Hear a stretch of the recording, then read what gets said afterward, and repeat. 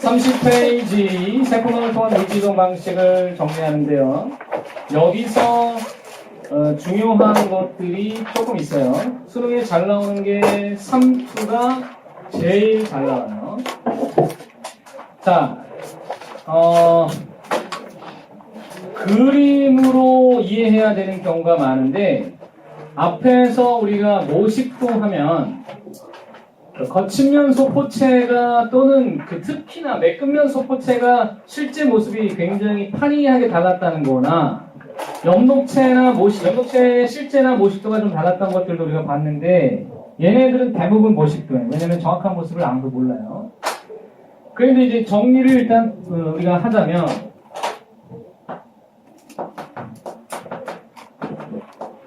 세포막을 통한 물질 이동에 있어서 수동적 이동 방식과 능동적 이동 방식으로 나눕니다. 수동적 이동 방식은 다시 확산과 그 이름도 유명한 3투로 나눕니다. 능동적 이동 방식에는 또 뭐가 있냐면 이 능동적 이동 방식에서 펌프나 또는 외내포로 나눌 수가 있어요. 외포, 내포죠.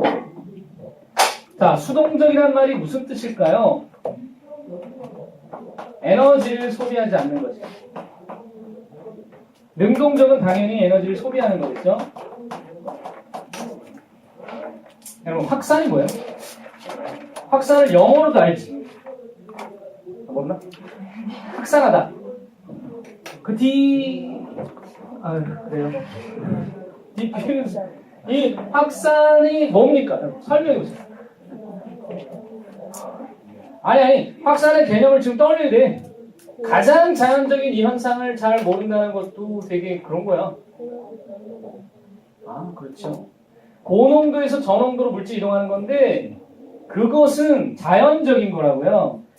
그러니까 농도가 같아지는 쪽으로 물질이 이동하는 게 자연적인 건데 그게 무질서도 증가해요. 무질서도가 증가하는 건 자연의 아주 기본적인 원리입니다. 그래서 얘는 어떻게 이동하냐면 고농도에서 저농도로 이동하는데 수동적 이동 방식이 원래 다 그래요. 근데 확산 속에 다시 둘로 나누니까 단순 확산과 촉진 확산이 있다. 방금 얘기한 것처럼 고농도에서 저농도로 가는 건 맞는데 근데 이것만 기억하면 조금 오히려 정확하지 않을 수 있는? 차라리 아까 얘기했던 것처럼 농도가 같아지려는 현상. 그게 이것도 되고 얘도 돼요. 농도가 높은 데서 낮은 데로 가는 게 일반적이긴 해. 그게 확산이야. 근데 얘는 반대로 이동한다는 점이 있어요. 단순 확산은 세포막을 통해서 그냥 이동하는 것이기 때문에 세포막을 사이에 두고 고농도에서 저농도로 이동하는 이 그림이 단순 확산이에요. 근데 그림 보고 알아야 돼. 시험에 이 그림이 나오니까. 그래서 이렇게 나오니까 그 다음에 촉진 확산에서는 무언가가 도와주는 애가 있으니 기억나니? 자, 수송단백질에 세 가지가 있었어. 뭐지?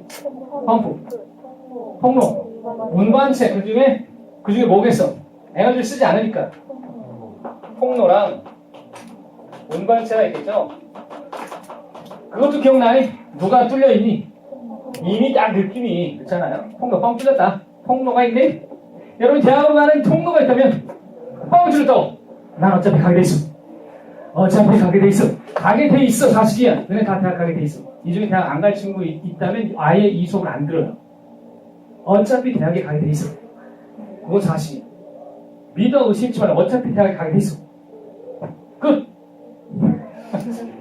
얘는 뚫려있고 얘는 안 뚫려있어. 운반체는 막혀있는데 한마디로 뭐 하는 거냐면 오면 여는 거예요. 오면 여는 방식. 이 대표적인 애가 누가 있냐면 사실은 여러분이 생원에서 배웠던 나트륨 통로, 칼륨 통로는 막혀있는 운반체입니다. 근데 통로로 배웠죠? 용어가 좀 잘못된 거예요. 근데 아무튼 그거는 그냥 그렇다 치고 통로와 운반체가 단백질이라는 사실을 기억하면 되고 그럼 이 차이를 보는데 당연히 누가 좀 더 빠를 것으로 기대할 수 있을까요? 이거 아닐까요? 아무래도 뭔가 도와주는 놈이 있으면 좀 빨라지지 않을까요? 뭐가 빨라질까요? 속도가요? 아, 오늘 불필 아주 난리가 나는 거예요. 오늘 불필 계속 부러져요. 봐봐. 앞에 세원 시간부터 정말 연락이 부러지고 있어요. 이거 왜 이러는 거니? 자, 근데 이 이야기가 거기에 밑에 그림에 여러분 이제 설명이 이 그림이 통로 단백질도 있고 운반체 단백질도 있다는 것을 그림으로 보세요. 지금 확인했죠? 그 밑에 박스 그림에 확인했어요? 단순학산 그림 확인했어요? 그리고 그래프가 밑에 두 개가 있는데 그 두 개를 비교합니다. 하나는 이렇게 생긴 그래프인데 자 여기가 뭘로 되어 있냐면 농도차라고 되어 있습니다. 그죠? 그런데 얘 하나와 얘 하나가 보이고 이쪽은 이동 속도라고 보입니다. 이 그래프에 대한 해석. 사행2에서도 2단원을 지나서 3단원 또는 4, 5단원으로 가게 되면 그래프 해석, 즉 자료 해석이 꽤 많이 나온다는 점을 잊지 마세요. 자료 해석적 능력이 왜 중요하냐면 수능을 볼 때도 중요하지만 논술에서는요. 보통의 경우에 생투적 문제를 낼 때 자료에다가 많은 걸 주긴 해요. 아니 많은 건 아니고 좀 줘요. 조금 주고 자료 해석하라 그래요. 그 자료를 보고 그 짧은 시간에 해석해서 답할 수 있는 생원만 한 친구들은 없다고 보면 돼요. 그 짧은 시간에 그걸 보고 아 그랬구나 내가 알았다 이때 답 써야지 할 수 있는 학생은 없다고요. 한 10,000명 중에 하나 있을까? 여러분 이 자료 해석을 습관화할 필요가 있습니다. 그걸 잘하면 수능을 일단 잘 볼 수 있어요. 그리고 더불어 논술에서도 자신감을 갖게 할 겁니다. 근데 봐봐요. 속도가 지금 이 관계를 어떻게 해석하냐면 농도차가 커지면 커질수록 속도가 빨라진다는 그러면 분명히 그렇죠. 농도차가 커짐에 따라 속도가 증가하는 거예요. 그 해석이 기본이잖아요. x에 대한 y를 보는 거잖아요. 농도차와 속도는 비례한 거죠. 그게 확산의 방식이야. 농도차에 비례하는 거야. 첫 번째 할 수 있는 사실 속도라는 것은 농도차에 비례하구나. 또 할 수 있는 게 뭘까요? 여러분 얘가 아까 얘기했죠? 누가 빠르다고 속도가 기본적으로 원래 누가 빠르다고요? 속진학생이 빠르다고요. 따라서 이게 촉진이에요. 그럼 얘가 단순학생이죠. 이런 그래프 즉 완전히 1차 함수의 그래프를 가리켜서 우리가 비례라고 합니다. 이것을 비례라고 하지만 얘네들은 비례라고는 안 합니다. 그러면 이때 촉진학생이 갖는 의미는 우리가 어디에서 보게 되냐면 바로 이 부분을 관심 있게 보게 됩니다. 이거 도대체 뭐냐? 얘는 도대체 뭐냐?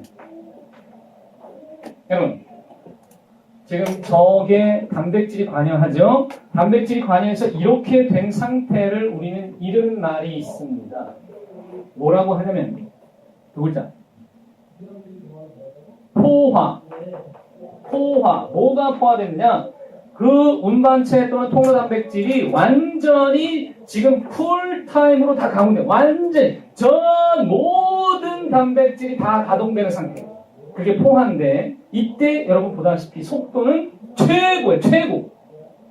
속도가 최고지. 이게 정지냐? 최고지 않냐? 제일 높지 않냐? 그걸 잊지 마. 그러니까 연락봉 따위 운반하고 있는데 정지한 것처럼 보여 있는 거야. 속도가 더 이상 증가하지 않은 거지. 오해하면 안 돼. 이런 걸 우리는 동적 평형 상태라고도 불러요. 마치 이런 느낌일까? 공부에 몰입을 해가지고 완전히 최고의 고조에 도달했을 때 온 세상이 정지해 있는 것 같은 어떤 느낌. 알겠죠? 그런가? 엄마가 올 때 야 너 지금 뭐하니? 근데 애가 몰입 상태에 빠져서 애가 정적인 모습을 보이고 있는 거야. 고도의 몰입 상태에 들어가 있을 때 사람은 굉장히 평안을 느끼고 뭔가 즐거움을 느끼고 있는데 겉에서 볼 때는 쟤 뭐하고 있는 거지 말인데 그 사람의 시간은 굉장히 더디게 가는 거예요. 쫙! 근데 나중에 깨보면 찾아가 돼버리고요. 아, 그 느낌 알아? 그 상태를 경험해야 돼. 근데 또 있어. 여기서 알아낼 수 있는 사실이 또 있어. 뭐냐면 농도차가 이렇게 돼 있다고. 박농도 빼기 안농도. 그럼 뭘 할 수 있는 겁니까? 밖보다 아니 바깥쪽이 안보다 지금 농도가 높아야 한다는 거잖아요. 그럼 방향성이 나오는 거죠. 어디서 어디 이동하는 거냐면 밖에서 안으로 이동하고 있다는 방향성을 여기서 알 수 있는 거예요. 방향성이 나오는구나. 아, 그렇구나.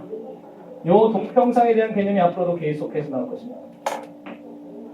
자, 또 옆에 그래프가 또 있네요.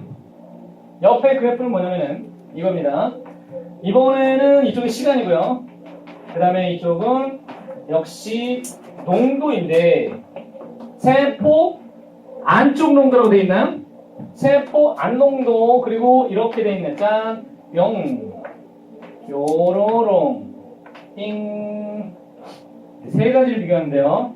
여기 끊어서 보겠습니다. 자, 이쪽에 지금 뭘 처리했냐면 물질 대사 억제제, 대사 억제제를 다른 말로 세포 호흡 저해제라고도 합니다. 세포 호흡 저해제라고도 표현할 수 있습니다. 오케이. 자, 대사 억제제, 세포 호흡 저해제는 공통적으로 무엇을 차단한다고 보면 되냐면 이것은 ATP 생성을 억제한다고 보면 돼요. ATP 생성을 억제한다. 오케이. ATP 생성을 억제한다는 것은 여러분 누구에게 영향을 줄 수 있겠는지 느낌이 오시나요? 누굽니까? 능동성 중에서 펌프 또는 밑에 웨네포도 차단할 수 있습니다. 둘 다 ATP를 써요. 근데 이제 펌프가 무조건 ATP만 쓰는 건 아니지만 어쨌든 세포흡이 저해되면 둘 다 차단돼요. 펌프는 대체적으로 차단됩니다. 따라서 이게 억제가 되고 있다는 건 이 세 번째 그래프가 뭘 뜻하는 거냐면 능동성의 경우라고 볼 수 있어요. 또는 펌프 같은 거. 그치? 능동적 수송이니까 그냥 능동성이라고 얘기할게. 그러니까 이게 뭐냐면 영향을 안 받아. 세포흡 저해제가 처리됐거나 말거나 아무 상관없이 그냥 똑같이 증가하고 있는 지가 관이 없다는 거다. 그지? 그럼 얘는 뭐냐면 촉진확산이야.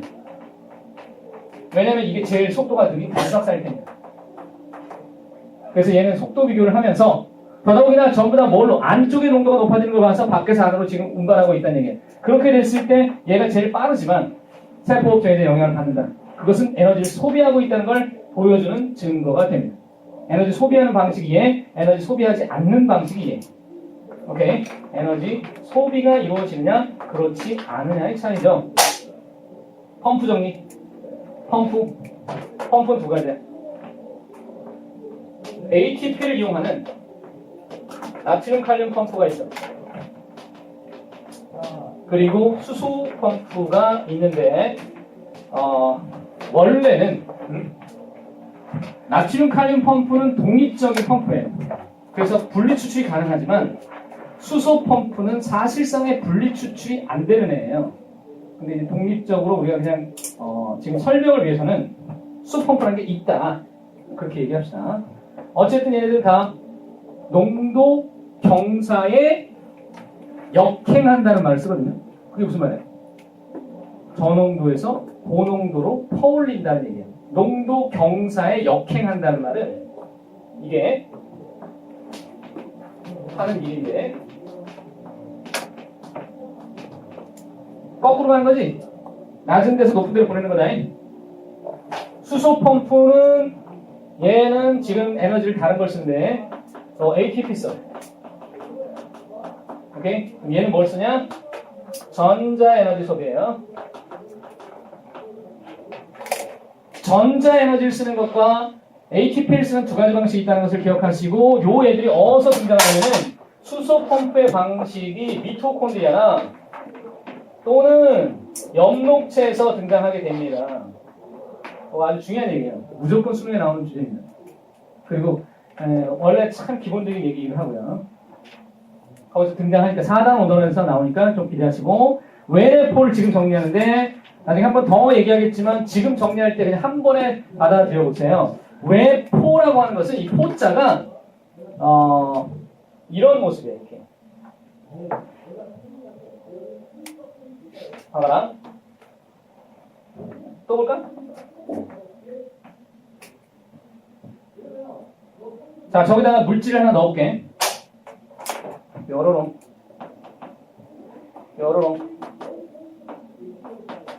구별되지? 현재 제일 왼쪽 그림은 세포 안쪽에 동그라미가 있는 거야. 근데 이제 점점 밖으로 나갈 준비를 하네. 그래서 이게 중간 단계에서 뭘 소비하냐면 여기서 끊어낼 때 ATP를 써요. 그리고 밖으로 나갔잖아요. 이 과정을 우리가 뭐를 볼 수 있어요? 오른쪽으로 가는 거? 외포. 이게 외포. 그럼 내포는 뭐야? 거꾸로지, 거꾸로. 거꾸로 오른쪽으로 가는 거 오른쪽으로 가는 게 뇌포라면 뇌포는 반대로 가는 거 반대로 갈 때는 이렇게 가면 되겠죠. 이렇게 거꾸로 가면 됩니다. 근데 뇌포는 두 가지야.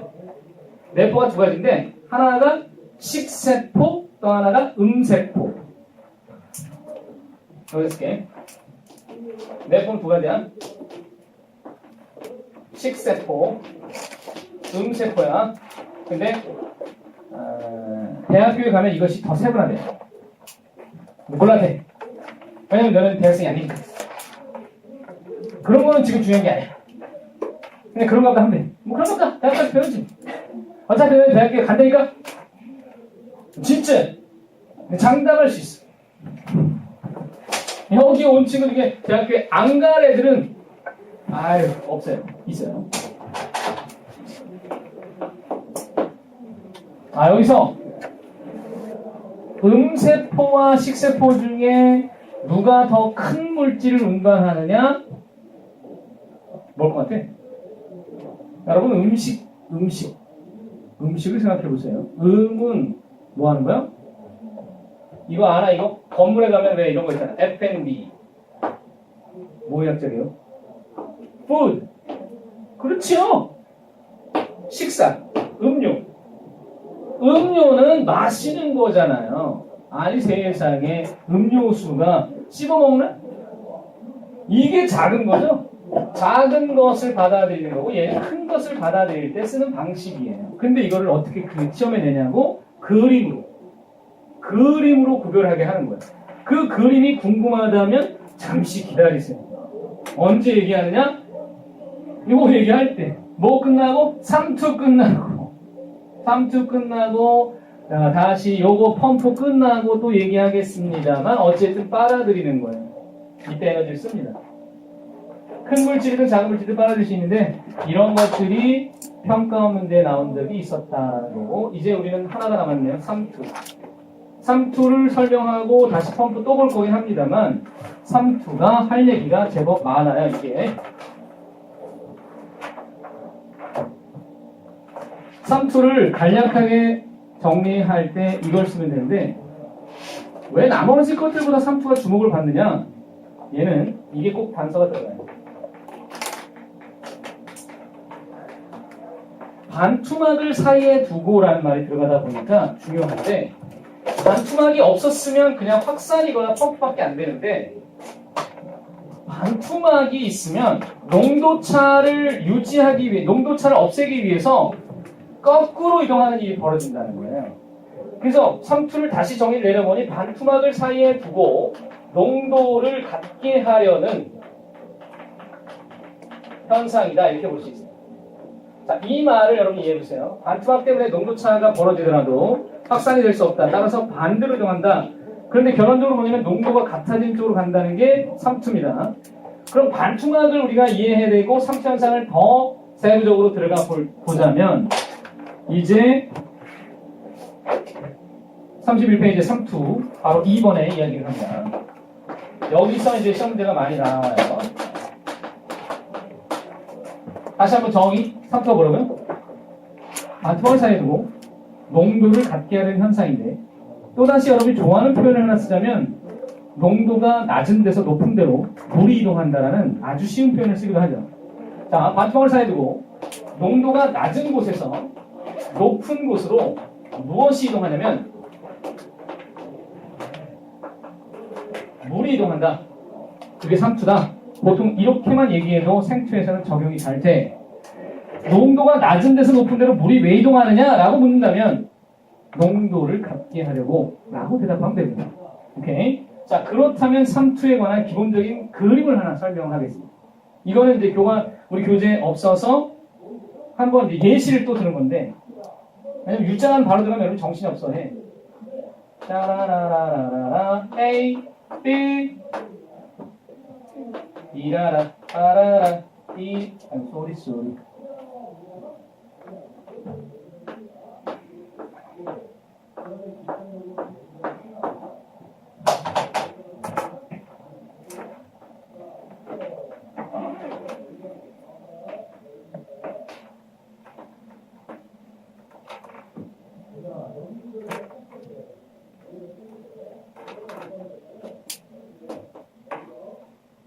그리고 여기다가 세모 이렇게 해봅시다.